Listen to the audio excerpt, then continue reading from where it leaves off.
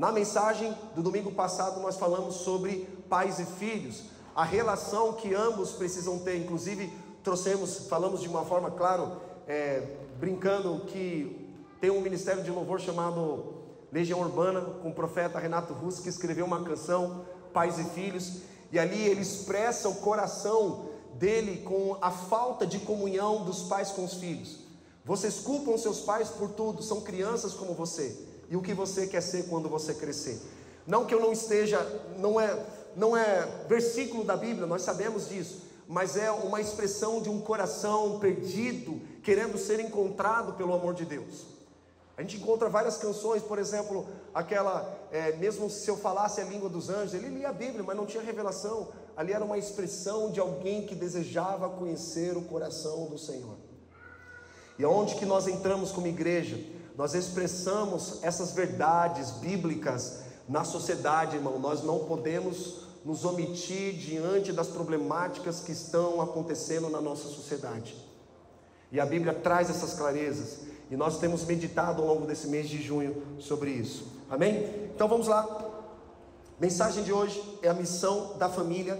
Nós vamos ler primeiro Gênesis capítulo 1, versículo 26. Deixa aberto aí, nós vamos orar, pedir para que o Espírito Santo venha falar conosco, em nome de Jesus. Deixa aberto, coloca a mão no teu coração. Senhor Jesus, nós te agradecemos nesta manhã, Senhor. Nós depositamos a nossa vida diante da tua presença agora. Senhor, pedimos para que o teu Espírito Santo fale conosco nesta manhã, Senhor. Revele as nossas intenções, mostre para nós áreas da nossa vida que nós precisamos, Senhor Deus, de transformação, precisamos do caráter de Jesus, áreas da nossa vida que nós precisamos confessar os nossos pecados diante do Senhor, para que o Senhor sare a nossa terra. Senhor, que haja uma plena convicção da nossa mente, Senhor, o quanto nós precisamos da tua presença, o quanto nós precisamos sermos transformados de glória em glória, Senhor. Fale conosco através dessa passagem, em nome de Jesus. Amém e amém. Vamos lá, Gênesis 1:26. A palavra de Deus vai dizer o seguinte: e Deus disse: façamos o homem à nossa imagem, conforme a nossa semelhança. A palavra homem aqui, irmãos, é a palavra Adão, para mostrar que nós fomos gerados através de um homem também chamado Adão, que deu início a toda a humanidade. E ali nós fomos criados primeiro como ser espiritual. Repete comigo: ser espiritual. Agora vai em Gênesis 2:7.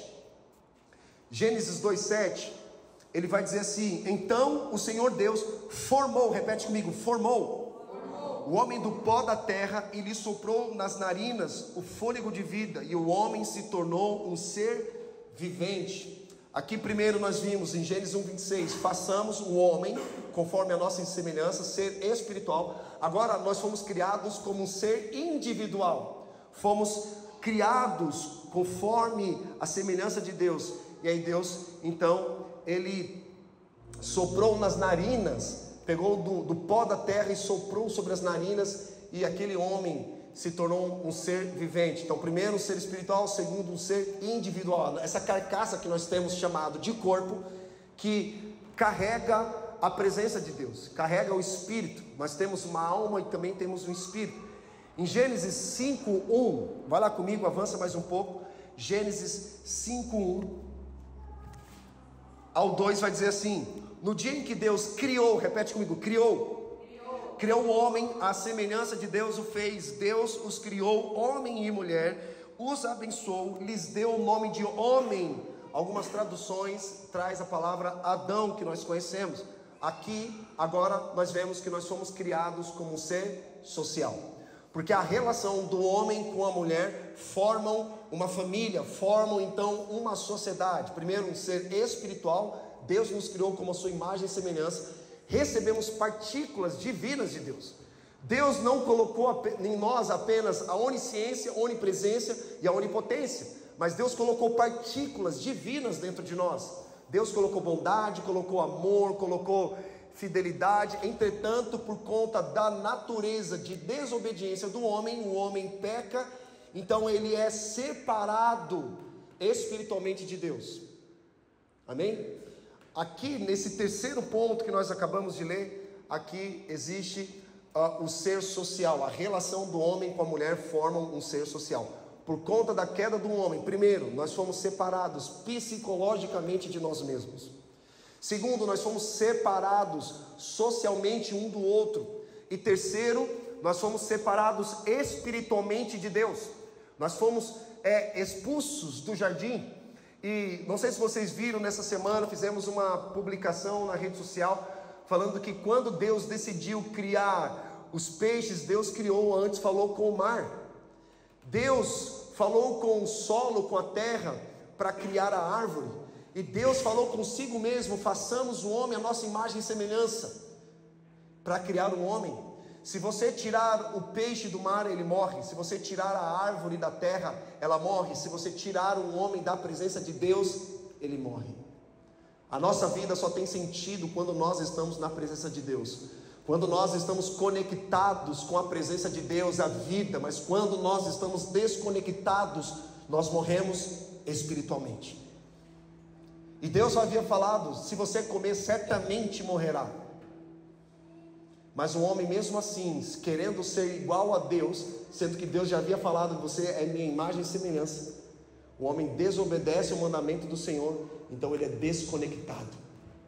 E nós vemos as consequências, e essas consequências, efeitos do pecado, continuam permeando a nossa vida até hoje. Mas pela graça de Deus, enviou um homem chamado Jesus Cristo, que é considerado o segundo Adão, que morreu a nossa morte para nós termos a vida eterna. Nós entregamos a nossa vida ao Senhor, aquele que se entregou primeiramente a cada um de nós.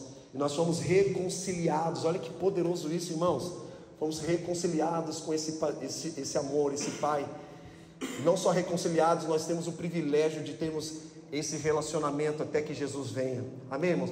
Você aguarda com muita expectativa a volta de Jesus? Nós aguardamos, irmãos. Mas também você sabia que existem pessoas que nunca ouviram falar da primeira vinda de Jesus? Quando nós nos omitimos na pregação do Evangelho, nós estamos impedindo, como diz Reinhard Bonnke, nós estamos impedindo de dar um remédio para alguém que está doente. Então a gente deve entrar nesse lugar de sermos não apenas usados pelo Senhor, mas nós conhecemos o coração do Senhor. Quando nós conhecemos o coração de Deus, nós entendemos a vontade dEle e respondemos ao chamado dEle. A gente falou já nesses dias que a gente não escolhe o chamado, é o chamado que nos escolhe. Porque a gente vive fugindo, né, do chamado de Deus. Mas nós obedecemos porque o propósito é maior do que nós, maior do que os nossos sentimentos, maior do que as nossas tribulações, maior do que os nossos pensamentos de desistência, maior que tudo. Nós buscamos ser fiéis ao chamado de Deus, ao propósito de Deus que nos escolheu primeiro. Amém? Entendendo isso, nós vamos avançar um pouquinho mais lá em Gênesis 2:24. Vai lá comigo.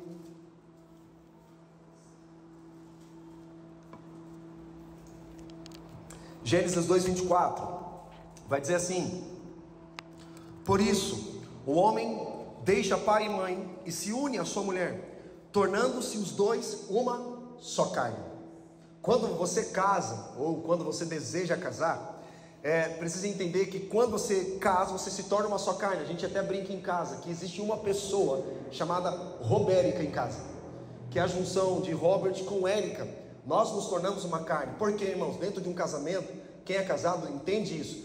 Quando um cônjuge está mal, o outro cônjuge ele tenta, porque ele sente a dor, ele sabe que não está bem, então ele o corpo inteiro vai sinalizar, trabalhar, cooperar para que haja uma cura completa, porque é uma só carne em todas as relações financeiras, culturais, em todos os aspectos. Não é apenas em uma parte, mas em toda a parte. E nós sabemos que nós temos gêneros diferentes, amém? Mas temos papéis diferentes nessa criação de Deus. Tanto é que quando nós lemos, voltando um pouquinho mais atrás, Gênesis 2:15, a palavra de Deus vai dizer assim: tomou, pois, o Senhor Deus ao homem e o colocou no jardim do Éden para cultivar e guardar a terra. A palavra cultivar, ela é quando nós estamos criando um hábito, trabalhando em prol disso, porque a soma dessas duas palavras, cultivar e guardar, resulta em trabalho. Em trabalho. E ali começa o ministério de intercessão. Por quê?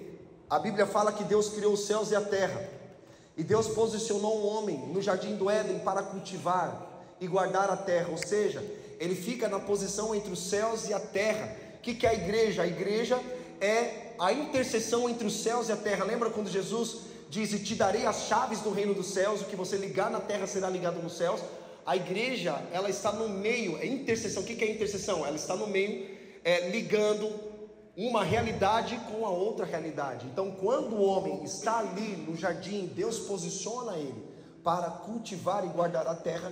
Fala de governo, fala de trabalho, fala de intercessão. E a palavra culto que nós conhecemos, eu vou no culto. O que é o culto?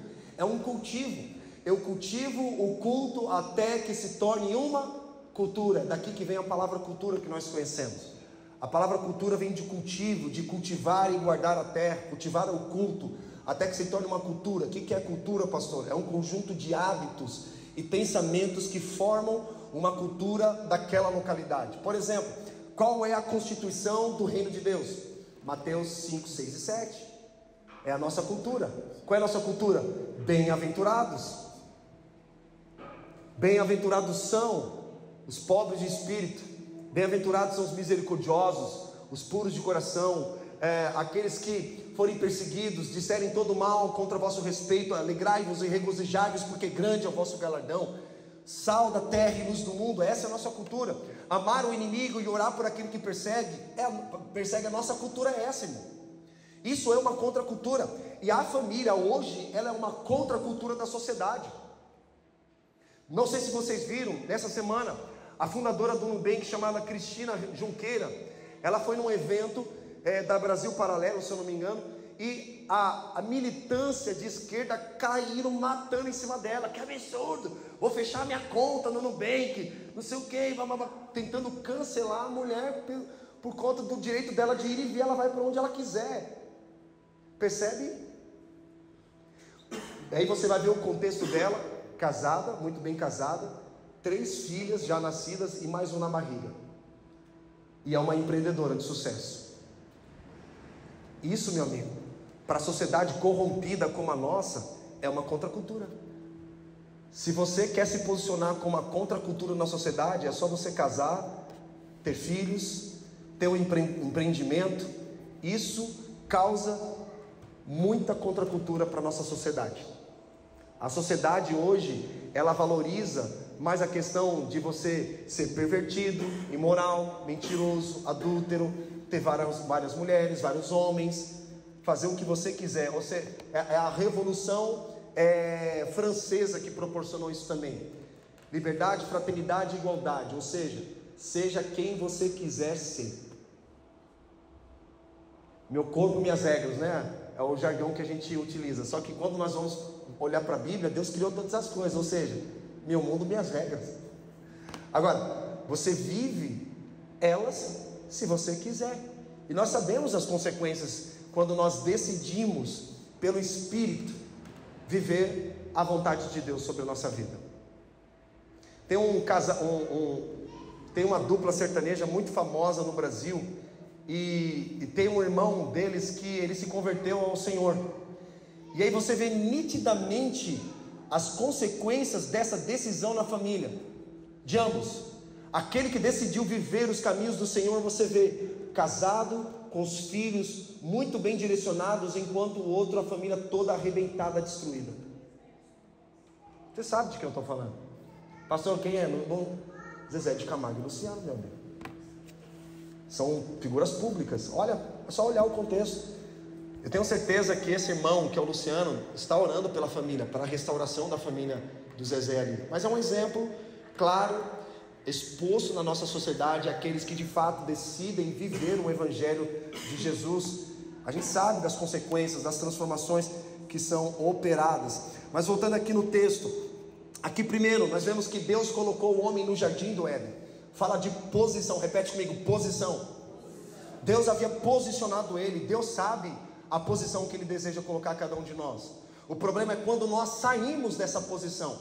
Nós falamos nas mensagens anteriores que nós nos decepcionamos mais com os homens, porque é nítido que os homens, eles têm esse chamado sacerdotal. A gente olha para o homem tem que exercer o sacerdócio na casa, não é verdade? Proteger, prover, estar presente. E quando ele deixa essa posição, ele corrompe o sacerdócio de Deus, ele não cumpre com a missão de Deus. É por isso que nós nos decepcionamos com os pais, decepcionamos com os irmãos, falando da figura masculina. Nós temos a tendência de nos decepcionarmos mais com os homens do que com as mulheres, porque nós vemos que Deus primeiro posicionou o homem, e quando o homem sai desse lugar de posição de cultivar e guardar, porque antes de cultivar e guardar, Deus posiciona o homem. Quando o homem sai da posição, ele não cultiva e ele não guarda. Ele não cultiva e nem guarda, ele não cultiva o culto, ele não cultiva princípios, ele não cultiva valores, ele não cultiva a visão, ele não cultiva a missão de Deus. Ele está ali, sem estar na posição. Lembra quando o homem, tanto o homem e a mulher pecam? A gente sabe, Paulo fala sobre isso. Quem foi que pecou primeiro? A mulher. Mas a pergunta é, de quem era a responsabilidade de ter guardado o coração da mulher quando ela foi tentada? Porque, segundo alguns teólogos, eles têm uma visão que quando Eva foi tentado, Adão estava ali do lado ouvindo toda a conversa, enquanto a sua esposa estava sendo tentada. Ele poderia ter se posicionado, ou melhor, ele deveria estar posicionado, enquanto a sua mulher estava ouvindo aquilo que Deus havia proibido: não comam do fruto da árvore do conhecimento do bem e do mal, porque se comer certamente morrerá. Eles morreram fisicamente? Não, morreram espiritualmente, foram desconectados da presença de Deus. E é por isso que nós hoje temos efeitos do pecado: dor, sofrimento, tribulação, doenças, enfermidades e a morte. Como nós falamos, Deus já havia um plano em Cristo, nós somos reconciliados, amém, irmãos? Essa é a graça de Deus. Mas quando nós olhamos para isso, vemos que o homem saiu da posição, e por ter saído da posição, ele não estava mais cultivando e guardando a terra. Presta atenção, no versículo 18, antes deles serem tentados, antes da queda, fala que Deus fez a mulher a partir da costela do homem. Olha que interessante, a gente vai abordar mais sobre esse assunto no próximo domingo. A igreja foi tirada da costela de Jesus lá na cruz. Lembra quando Jesus foi crucificado e a lança atravessou a costela dele e atingiu o coração? Ali, alguns teólogos falam, eu acho bem interessante isso, que a igreja foi tirada daquele lugar, foi tirada de Jesus, do corpo de Cristo. É o corpo dele, a igreja é o corpo, amém, irmãos? A igreja é o corpo. Mas esse é um assunto para as próximas ministrações. Mas aqui a gente vê que em Gênesis 2,18, primeiro 2,15, Deus havia posicionado o homem para cultivar e guardar. Agora Gênesis 2,18, aí Deus olha para o homem e ele diz: não é bom que o homem ande só, farei para ele uma auxiliadora que seja idônea. Ou seja, antes de Deus ter dado uma esposa ao homem, Deus deu primeiro ao homem o trabalho. A mulher foi criada para auxiliar o homem naquilo que ele já estava fazendo. Timothy Keller, ele traz uma expressão, a palavra auxiliar, auxiliadora, é a mesma expressão utilizada no meio militar. Ou seja, é alguém que vai fazer um trabalho que o homem não tem capacidade de fazer. Então a mulher, ela vem para cooperar na missão de Deus. A mulher não é inferior, a mulher não é superior, a mulher não é menos que o homem. A mulher está ao lado da mesma missão que o homem.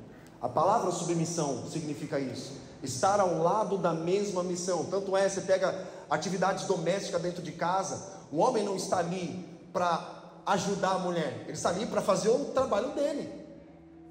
Ele não está ali para fazer 50% do trabalho dele, ele está ali para fazer 100% do trabalho dele. Ah, porque eu faço 50% da minha parte e 50% da parte da minha esposa. De maneira alguma, é 100%, é tudo é nada, não tem metade. A Érica não quer metade de mim, a Érica quer tudo de mim, assim como Jesus. Ele não quer metade do Robert, ele quer todo o Robert. a vida completa, 100%. Amém, irmão? Vocês estão entendendo isso? Então, a mulher, ela foi criada para auxiliar o homem naquilo que ele já estava exercendo, que era o quê? Cultivar e guardar a terra, a missão de Deus. E aí nós vemos, primeiro, posicionamento.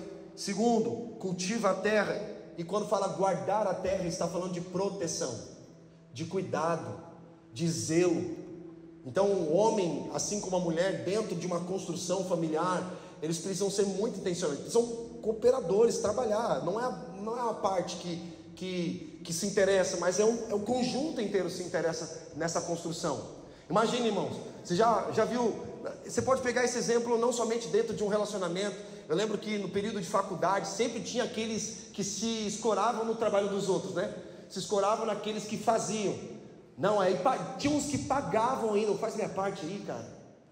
Aqueles, vamos lá atrás ainda, aqueles que só passavam de ano colando.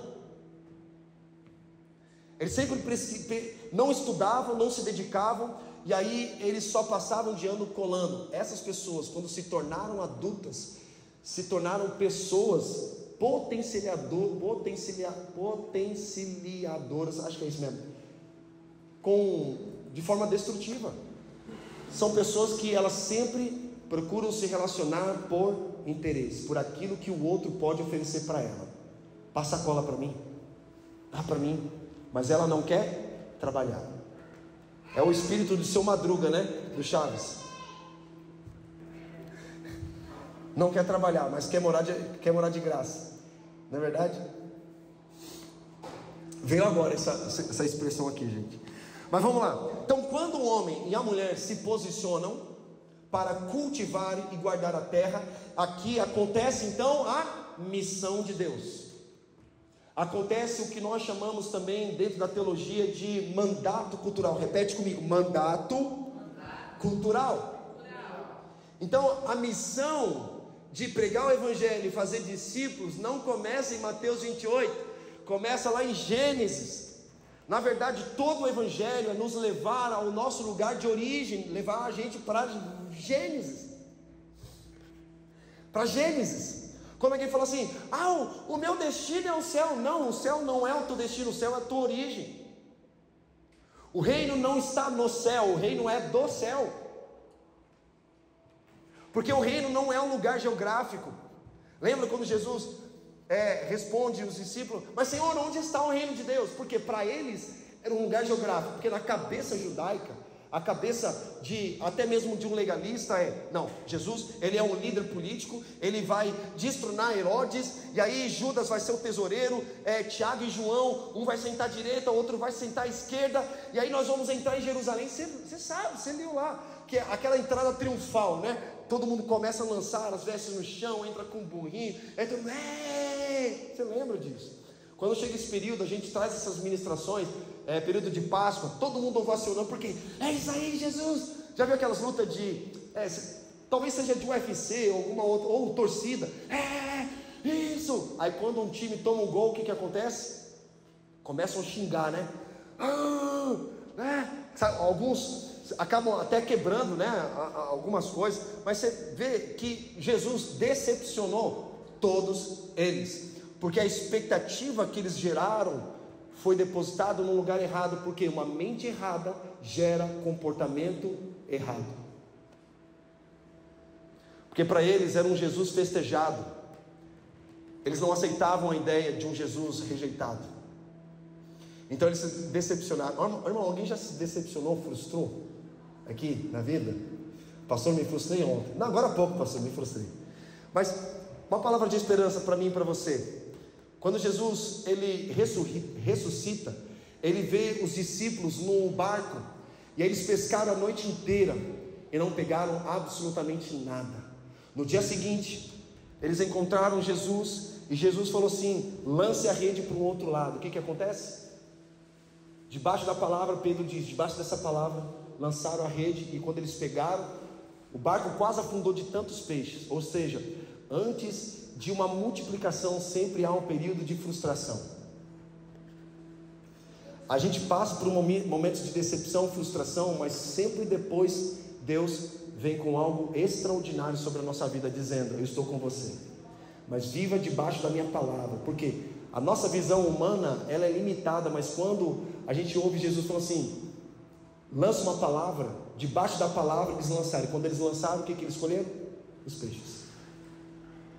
Enquanto a gente fica brigando nessa geração, nesse mundo, por dinheiro, por tesouros, nada melhor do que, irmãos, viver debaixo da palavra de Jesus.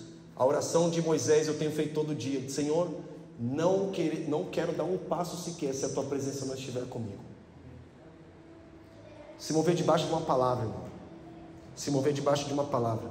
Mas voltando aqui o texto, então, quando nós cultivamos e guardamos a terra, resulta em trabalho, e esse trabalho é o cumprimento da missão de Deus, que começa lá em Gênesis, mandato cultural. E nós vamos ver aqui o que lá em Gênesis fala. Você já está aberto aí, né? Você está aqui, gente? Ah, glória a Deus. Gênesis, vamos voltar lá em Gênesis. Deixa eu abrir aqui na minha Bíblia, Gênesis.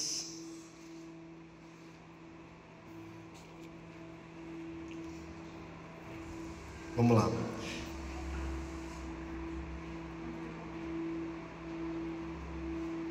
Deixa eu voltar aqui, peraí.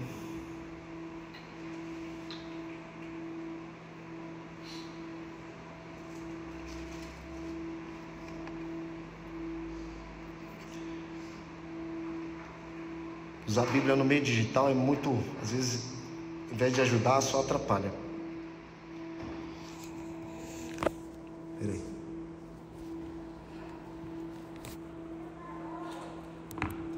Vamos lá. Em Gênesis 2, ele está dizendo o seguinte: que Deus abençoou a geração. E quando Deus abençoa e não amaldiçoa, nós vemos aqui ele falando assim: sujeitai a terra, frutificai, multiplicai, enchei a terra, sujeitai a terra e dominai a terra. O que nós chamamos de quíntuplos do mandato cultural, da missão de Deus. Então, quando o homem está posicionado, ele vai cultivar e guardar a terra, proteger, prover, estar presente, vai cultivar e vai trabalhar para que isso seja algo, um hábito, que seja uma cultura de fato na vida dessa pessoa. E o que isso vai resultar? Vai resultar no quê? O que Deus fala aqui, para frutificar.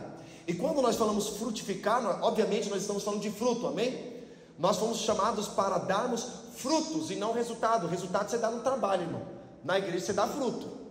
Porque no trabalho o chefe não vai exigir de você, por exemplo, e aí, cadê o resultado do amor? A bondade, cadê o domínio próprio?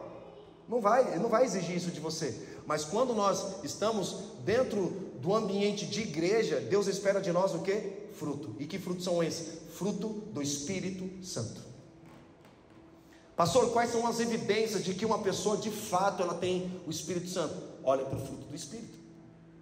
Gênesis, ou melhor, Gálatas capítulo 5, Paulo ele vai trazer uma lista de obras da carne que causam o quê? Divisão. Mas logo em seguida ele faz um contraponto falando do fruto do Espírito que vai gerar unidade.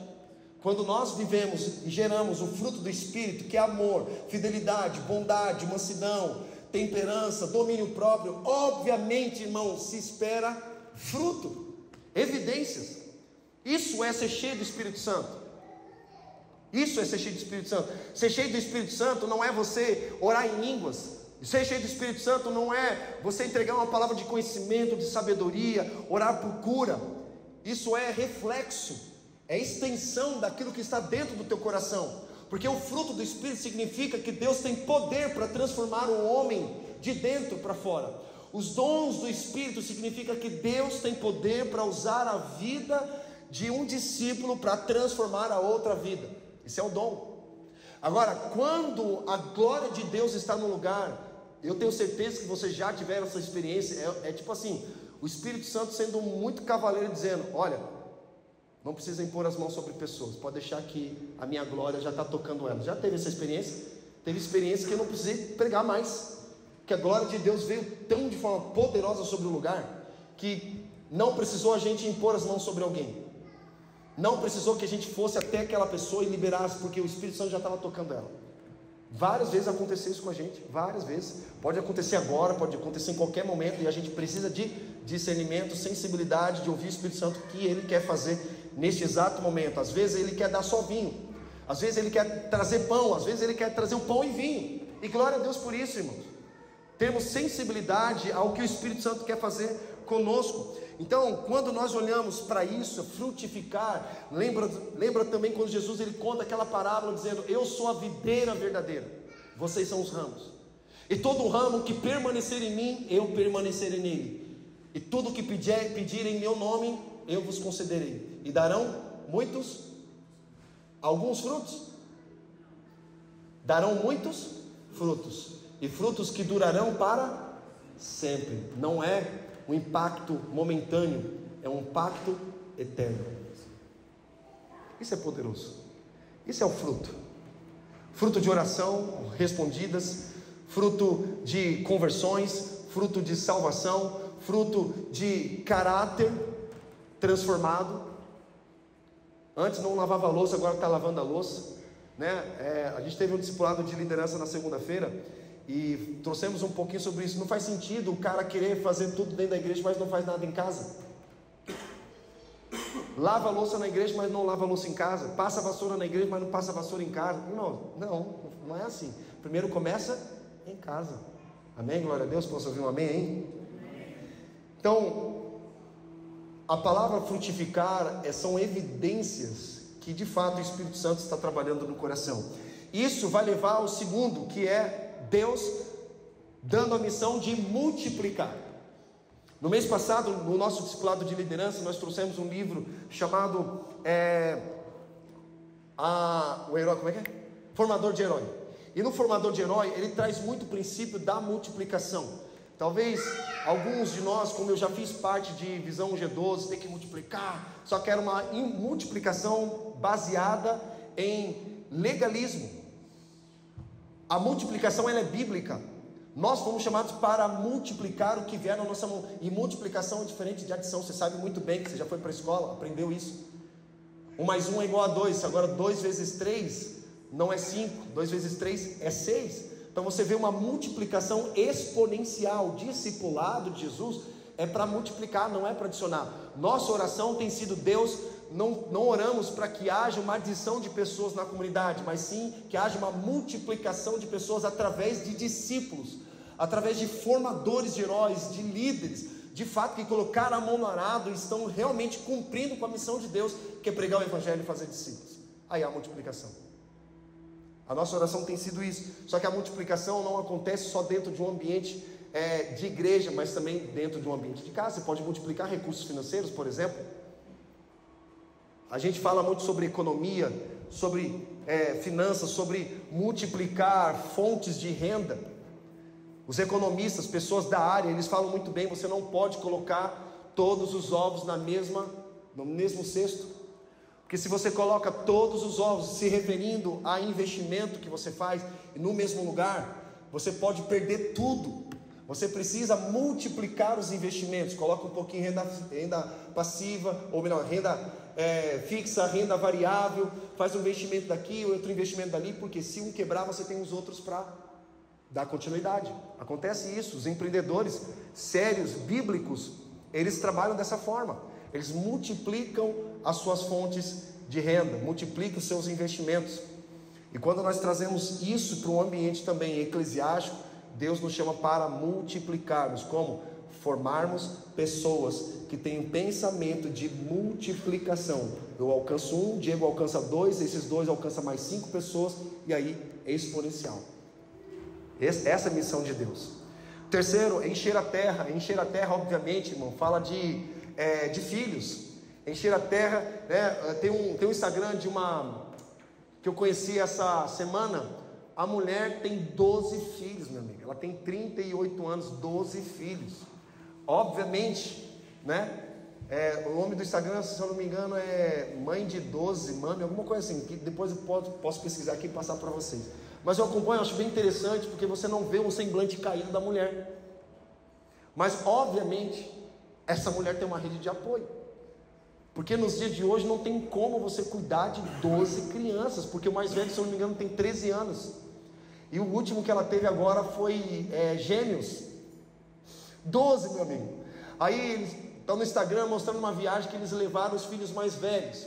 E os mais novos ficaram com quem? Obviamente com uma rede de apoio, a família, porque não dá, né? Nos dias de hoje não tem como você cuidar de idoso se não tiver uma rede de apoio. Mas é legal porque você vê ali, sabe, o olhar de gratidão. Aí você vê nos comentários gente falando assim: misericórdia, que absurdo, que horrível, acabou com a vida. E tinha uma parcela de gente detonando a mulher, gente amargurada, gente ressentida, frustrada da vida, família disfuncional, provavelmente teve uma péssima experiência e meio que deseja impor sobre os outros aquilo que eles pensam. Se você teve uma vida amargurada, problema é seu, eu não tenho. É igual empreendimento, você vai compartilhar um sonho com alguém. Diego, pastor Diego, cara, eu quero abrir uma empresa de comunicação. Não, pastor, não faz isso não, eu já tive uma empresa de comunicação e quebrei a cara. É como se ele falasse assim para mim: não vai dar certo, porque eu já tive. Você teve uma experiência ruim, não significa que eu teria uma experiência ruim, porque eu posso ter uma capacidade, um entendimento, um conhecimento diferente que você não teve, e isso vai me auxiliar a me manter firme no propósito. Não acontece isso? Então, em nome de Jesus, vou te dar um conselho pastoral: não compartilhe os teus sonhos para quem não sonha.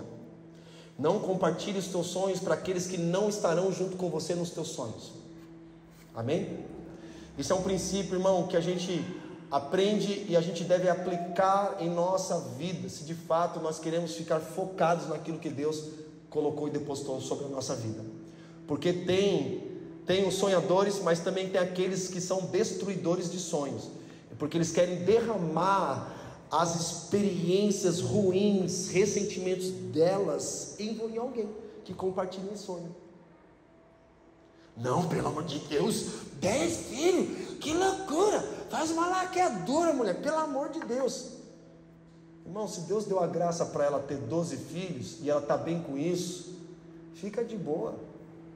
Talvez não seja para você, não é para todo mundo isso, né? Porque às vezes alguém pode pegar, fica emocionado, né? Nossa, o pastor falou que tem que encher a terra. Esposa, bora para casa, vamos ter um filho a cada 8 meses ou um ano, e quando chegar aos 40 a gente está com um time de futebol completo. Não, irmão, pelo amor de Deus, né? Que precisa de dinheiro também, né? Para sustentar, porque, né, o pastor Diego, que deu a notícia para a igreja que vai ser pai, já logo falei para ele, para meio que um pouquinho para aterrorizar, né? Não no sentido para ver como queria reagir. Diego, cara, uma lata de NAN há uns 15 anos atrás era R$20, hoje é 80 por semana. E aí eu falando para ele: não, pastor, Deus vai dar graça. É isso. Aleluia. Fraldas, a gente tem orado para Eli sair das fraldas, irmão. Gasta muita fralda. Ela largou a chupeta, agora a gente está no processo dela largar a fralda, porque é um custo que a gente economiza. E eu coloco, sabe onde? Dinheirinho na caixinha de investimentos do Nubank dela. A Elis, com 3 anos de idade, vai fazer dia 1º de julho, tem uma conta de investimento, meus amigos. Porque eu já vou ensinando os meus filhos desde pequeno, para eles saberem administrar o dinheiro, porque eu não tive isso. Então eu quero proporcionar para eles esse entendimento. Se você perguntar para um deles, Joaquim, até o Joaquim não está aqui, está em casa com 12 anos: Joaquim, você ama Jesus? Sim. Mas você aprendeu isso agora? Não. Desde quando eu nasci, meu pai sempre me ensinou. Então a gente vem trabalhando desde a base, não é quando eles estão na adolescência, na fase adulta, desde a base, ensinando para eles. Eu não tive isso, então eu vou dar aos meus filhos aquilo que eu não recebi do meu pai, mas eu recebi da palavra de Deus, amém? Então não tem desculpa: porque meu pai era assim, minha mãe assim. Não tem desculpa para o Evangelho. Quando nós somos expostos à verdade do Evangelho, irmãos, não há mais desculpas esfarrapadas: porque eu era assim, porque aconteceu. Não tem mais. A gente precisa se posicionar como homem de Deus e mulher de Deus, amém? E responder esse chamado. Então, encher a terra diz respeito a uma criação de filhos também, principalmente.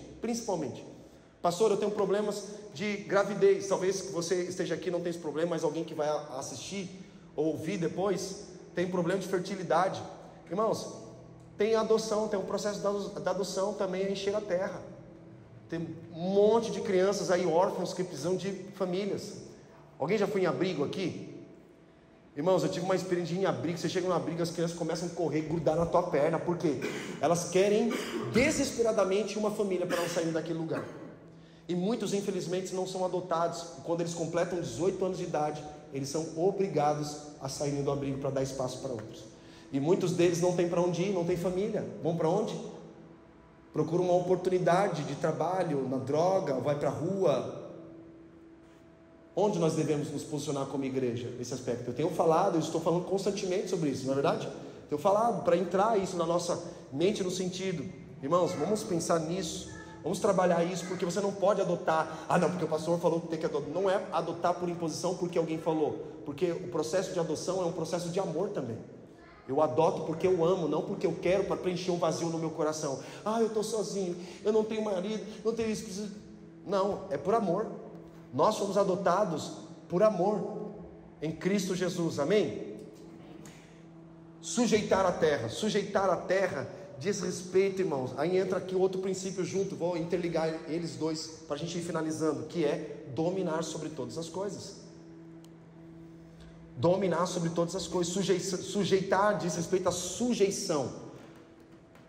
Submeter, que a gente abordou na segunda ministração, submeter uns aos outros em respeito, em amor, entendendo que existe uma autoridade constituída por Deus sobre a minha vida, e se eu não honro os meus pais, como é que eu vou honrar um líder, um pastor, ou um chefe, ou qualquer outra pessoa que seja? Só que honra não tem a ver, muitas vezes não tem a ver com obedecer algo errado. Não, porque tem que honrar fulano, se houver uma contrariedade à palavra de Deus, obviamente nós vamos respeitar pela posição que a pessoa ocupa, mas nós não vamos obedecer, porque contraria os princípios. Mas sujeição, ela é bíblica. A sujeição, ela nos leva a um lugar de unidade, de respeito, de honra. Agora, a palavra dominar, aqui houve uma má interpretação por muitos líderes religiosos da igreja evangélica, que usaram a palavra dominar para dominar pessoas. Não fomos chamados para dominar pessoas, fomos chamados para servir pessoas, porque pessoas nós servimos, coisas nós dominamos. Por exemplo, o dinheiro, se nós não dominarmos o dinheiro, obviamente o dinheiro vai nos dominar. Se nós não dominarmos as riquezas terrenas vão nos dominar. E ele fala dominar sobre todos os peixes do mar, sobre todas as coisas. Deus fala isso na missão. A missão de dominar. Dominar o quê? Pessoas? Não. Dominar coisas. Coisas nós usamos, pessoas nós servimos. Nós usamos as coisas para servir pessoas. Esse é o ponto. Só que infelizmente o legalismo, ele deturpou com uma interpretação errada a palavra dominação. Por exemplo, eu gosto das 7 áreas de influência, mas a primeira pessoa que começou a trabalhar, lançou um livro com relação a esse assunto, não foi Loren Cunningham, muito menos Bill Bright, da Cruzada Estudantil, que tiveram a mesma visão sobre as 7 áreas de influência da sociedade. Teve um rapaz que ele escreveu um livro, ele usou a palavra dominar as áreas de influência. Nós não fomos chamados para dominar as áreas de influência. Não fomos chamados por quê? Para dominar as coisas. Porque quando a gente está naquela área de influência, a gente acaba exercendo domínio e não serviço. As pessoas passam a ser minhas propriedades. E está errado isso. Isso não é sacerdócio, isso é dominação. É isso que a sociedade quer, dominar pessoas. O princípio das trevas, se aqui lá trevas tem princípios, é dominar pessoas. E quando a pessoa carrega esse princípio de dominação, ela fica flertando entre o autoritarismo e a indecisão. Ela impõe sobre pessoas o que ela pensa, o que ela quer. E quando você traz isso para dentro de um relacionamento familiar, qual é um dos maiores motivos de discussões, brigas? É quando um cônjuge quer que o outro seja igual a ele. E se ele não for igual a ele, ele simplesmente vai tentar de alguma forma dominar aquela pessoa, usando manipulação. No discipulado de liderança da segunda-feira nós abordamos sobre a diferença entre manipulação e liderança. O que é liderança? Você levar uma pessoa do ponto A ao ponto B, mover pessoas. Agora manipulação não. Manipulação, você sempre tem um objetivo, você tem uma liderança pensando num benefício próprio. E quando você promete, por exemplo, isso tem dentro muito do marketing, O marketing, ele tenta identificar uma dor sua para trazer uma solução. Ele te dá benefícios. Ó, se você adquirir tal coisa, eu vou tirar isso de benefícios. Aí a pessoa, movida pelos benefícios, ela vai e compra lá o que o cara está oferecendo, porque ela está olhando os benefícios. Agora, quando nós trazemos isso para as relações, a gente tem que tomar muito cuidado se nós estamos liderando por liderança bíblica ou por manipulação. Se nós estamos oferecendo a vocês benefício, ó, faz isso que você vai ganhar aquilo, isso vai gerar o quê? Manipulação, porque quando você obter aquilo que você veio buscar, você simplesmente vai embora, porque a manipulação, ela tem prazo de validade. Você usou, obteve, e aí não quer mais, você vai embora. Não tem relacionamento, ela só teve relacionamento por algo de interesse. Isso está dentro dos relacionamentos familiares, irmãos. Esses mesmos pontos a gente observa nas relações familiares, pessoas que se relacionam por benefícios. O que o outro pode proporcionar para o outro. Um casamento você não entra para ganhar, você entra para perder. Quem quiser ganhar, como Jesus disse, é necessário perder. E aqui a dominação dentro de uma família, ela é totalmente destrutiva, porque a dominação, ela gera imposição. E eu aprendi muito na Bíblia, na vida de igreja, a liderar não por manipulação e imposição, mas liderar com o coração de Jesus. E todo dia a gente tem que morrer um pouco para liderar com o coração de Jesus, na liderança da minha casa, na liderança dos meus filhos. Por exemplo, na sexta-feira à noite a gente estava em casa, e aí as crianças simplesmente decidiram fazer perguntas. Entraram no Google, procuraram perguntas para fazer um para o outro. E lá eles começaram a fazer perguntas. A gente começou a fazer perguntas para eles: o que você gosta? Qual é o seu sonho? Se você tivesse tanto, o que você faria? E eles respondendo. Aí eles falaram assim: agora nós vamos fazer com vocês, pais. Aí ficamos a noite inteira ali entre nós, fazendo perguntas, conhecendo o coração do outro, se conhecendo. Isso é liderar por um ambiente saudável, onde cada um possa se expressar, sem ser julgado, sem ser condenado. Então, dominar as coisas, irmãos. Dominar as coisas para servir pessoas. Eu tenho orado: Deus, me dá sabedoria, me dá mais recursos, que eu quero servir mais. Eu sei que eu tenho servido, mas eu quero servir mais, Senhor. Multiplica, porque quanto mais multiplicação tiver, mais alcance nós teremos. É isso que eu tenho orado, irmãos, para cumprir com essa missão de Deus, que começa lá em Gênesis. E Jesus dá continuidade no Novo Testamento. Mateus capítulo 28, 18. Vão, pregam o Evangelho e façam discípulos. E ele não fala para todo mundo. Eu lembro uma vez que um pastor num culto falou assim: o chamado, ou melhor, ele falou: o propósito não é para todo mundo, o chamado não é para todos. Eu: como assim?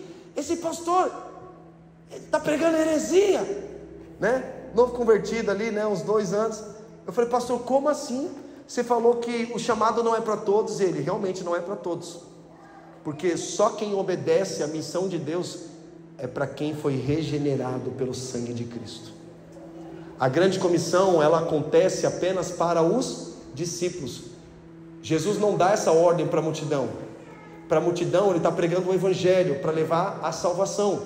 Para os discípulos, qual é a diferença de um evangelismo para o discipulado? O evangelismo é levar a Cristo para alguém.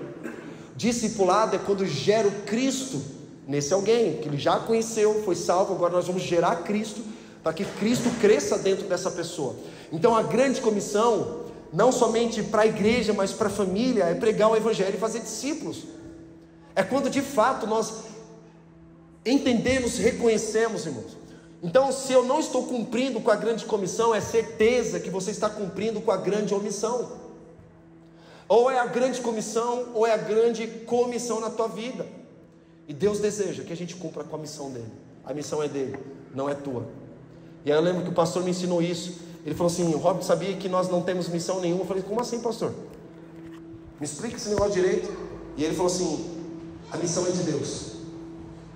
Nós somos apenas cooperadores. A palavra grande comissão, ela não existe na Bíblia. Ela foi cunhada por um teólogo para falar da missão de Deus, que nós devemos responder. Como? Pregando o Evangelho e fazendo discípulos. A começar pela nossa casa. Meus filhos são os meus primeiros discípulos.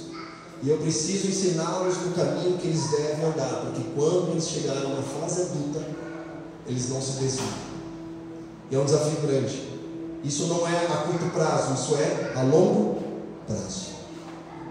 Vai ter choro, vai ter lágrimas, vai ter decepções. Como eu falei no domingo passado, eu tenho um filho mais velho, de 21 anos. Eu falei, eu tenho orado para que ele conheça o Senhor Jesus, e nós teremos a graça de batizá-los aqui na igreja. Assim como vocês também têm filhos que não estão querendo viver os caminhos do Senhor, nós vamos continuar orando por isso, para que o coração deles sejam alcançados. Amém, irmãos? Vamos orar, entendendo que Deus está nos chamando para um tempo precioso, de respondermos drasticamente aquilo que Ele está nos pedindo, cumprir com a missão dEle. Mas antes, nós precisamos estar posicionados. Você deseja estar posicionado no lugar onde Deus deseja que você esteja? Ali fala no Jardim do Éden fala na presença de Deus. Deus quer te posicionar. E para finalizar, lembrei aqui, quando Deus foi tirar satisfação com Adão e Eva, Deus perguntou para o homem: homem, onde você está? Deus não perguntou o que ele havia feito, porque aquilo que nós fizemos em desobediência ao Senhor, existe perdão. Deus perguntou: onde você estava? Qual foi a resposta dele? Eu tive medo e me escondi. Eu não estou perguntando se você teve medo, perguntei onde você estava. Você deveria estar naquele lugar onde havia colocado você, mas simplesmente você desobedeceu, saiu da posição e corrompeu o sacerdócio. E o Senhor quer curar isso dentro de nós, amém, irmãos? Vamos orar por isso. Espírito Santo,